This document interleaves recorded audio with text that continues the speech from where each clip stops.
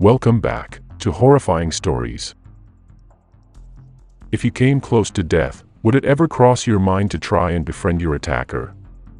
Such was the case of Rodney Fox, who was fiercely attacked by a great white shark.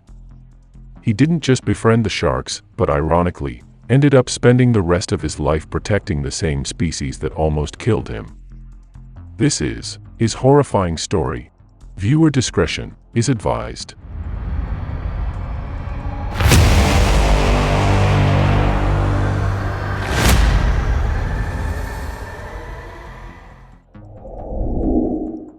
(1962) defending champion of the South Australian spearfishing competition, Rodney Fox, along with 40 other divers, were all eyes on the prize that hot Australian summer day in December 1963. He was only 23 years old then, just barely 4 months into married life with his lovely wife Kay. Aiming to secure his spot and be the title holder for 2 consecutive years, Rodney was fixed on spearing the dusky morwong fish. Determined, he decided to go a little further away from the coastline of Aldinga Beach, away from the other divers. They had already been in the water for hours, and the waters had become much like a mixture of seawater and blood from all the spearfishing. Rodney positioned himself at a distance from the other divers, into the deeper part of the sea. He took one breath and dived into the sea, keeping his eyes on his target. Little did he know, another set of eyes was also prying on him, silently keeping close watch. As soon as Rodney got his target locked and was ready to pull the trigger, all of a sudden, a shark emerged from the waters. The next thing he knew, the shark pounced in on him and he felt as though a submarine had just smacked on him. Clenched between the shark's teeth, Rodney was brought by his wild predator into the ocean, as the shark plunged to the waters. Then, reality hit him. Death was nowhere distant, rather, he was on the brink of death. So he figured he wasn't going to die without putting up a fight. At first, he tried to poke its eyes, trying to gouge it out. When he felt that the shark was about to retreat, he tried to push the shark with his hands, only to find his hand being bitten by the shark. He fought hard to escape from the shark's bite, and when he did, he stretched his arms as wide as he could, and seized the shark in a bear hug. However, this brought him to a disadvantage as he was under the predator's belly, submerged underwater for only as far as his breath could take him. Beyond that, he could easily drown and disappear in the depths of the ocean. As soon as he realized this, Rodney slowly pushed himself back above the surface of the water, gasping for air. When he emerged from the waters, without even looking at himself and the extent of his injuries, he saw just how horrific the attack was. The crystal clear waters now turned bloody red, not from all the spearfishing, but from all his own blood. Despite his already battered state, the attack was not over yet. From his peripherals, he could still see the shark slowly approaching him again, and started circling around him. By now, he was already expecting that the shark would come pouncing on him again. To his surprise, the hungry shark turned to his fish float, took it in one bite and dragged it. The fish float was still attached to Rodney's belt, so he also got dragged along back into the waters. Just before he was almost out of breath, miraculously, the line that was dragging him along suddenly got cut loose from the shark's sharp teeth, freeing him and enabling him to float back to surface. It was then that a boat came and pulled him out of the waters, finally putting an end to the gruesome attack. In no time, he was rushed to the nearest hospital and was immediately treated for his injuries. He sustained multiple injuries from the shark attack, which resulted in a total of 462 stitches throughout his body. All ribs on the left side were broken. Collapsed lung. His hand and parts of his body ripped off, exposing some vital organs. To this day, his wrist holds proof of the terrifying attack. A remnant of the shark's tooth still embedded inside, which was only discovered during an X-ray years after the attack.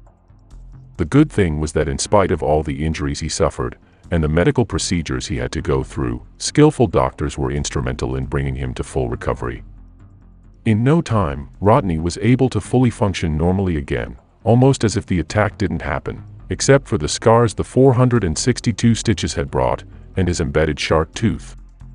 Despite being advised to leave behind his love for the ocean for good, Rodney was drawn closer to this vast body of water teeming with creatures underwater.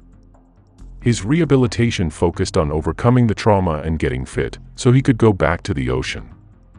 Part of his rehab was to exercise his lungs by freediving in the freshwater sinkholes of Mount Gambier. Unlike the rest of the people around him who knew his story, he didn't regard sharks as man-eaters. Instead, having experienced it for himself, he didn't think the shark really intended to attack him. For him, it was just a product of circumstance. He was out there spearfishing, and there has been a considerable amount of blood mixed in the seawater already, so the shark mistakenly thought he was food. Rodney never developed a sense of resentment, nor fear against great whites. In fact, months later, after getting the idea from the Adelaide Zoo's lion exhibit, he took it upon himself to experience the great whites one more time. He went inside a securely locked steel cage which was lowered down into the deep waters where the great whites were usually spotted. Once below, Rodney saw how the sharks preferred the baits more, and were never after him. He got to observe the sharks and how they normally move, calm and just trying to live their lives underwater. They aren't exactly out there to hunt humans. It was then that Rodney saw just how beautiful sharks can be, and how they deserve to be respected and protected. This second close encounter with the sharks ignited the desire in Rodney to found the Rodney Fox Shark Expeditions, which is the first and only ocean floor shark cage experience in the whole world. Along with his son and environmental scientist Andrew, they formed a team of specialists from different parts of the world who share a common passion in shark conservation. Their one-of-a-kind office is located in the waters surrounding the Neptune Islands of the Eyre Peninsula, 70 kilometers off the coast of Port Lincoln. The Neptune Islands is a protected marine conservation park and a home to one of the biggest Australian sea lion colonies in South Australia. The park's most frequent visitors are the great whites, which makes it a great location for the Rodney Fox Shark Expeditions. At Port of Lincoln, scientists and thrill-seekers board the MV Rodney Fox for a 4.5-hour ride to the Neptune Islands, just to have a unique and up-close encounter with the great whites. To experience this, thrill-seekers would need to wear wetsuits with lead belts wrapped around their waists and mouthpieces clenched in between their teeth. Then, they'd have to step foot inside a two-man cage of impenetrable steel, before the cage gets lowered over on the side of the vessel to the ocean floor. It is said that the best time to visit and see the sharks are between December to February, during the sea lion mating season, and between May to August as the pups set out into the ocean.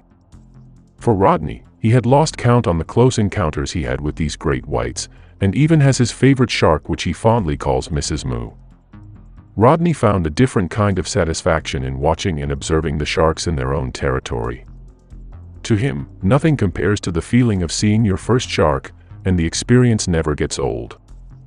Up until now, Rodney continues to advocate for the preservation of great whites, not just through the expeditions, but also through speaking engagements at various schools or international conservation and diving events. He also wrote the book, Sharks, the Sea and Me, as well as a children's book entitled Shark Man.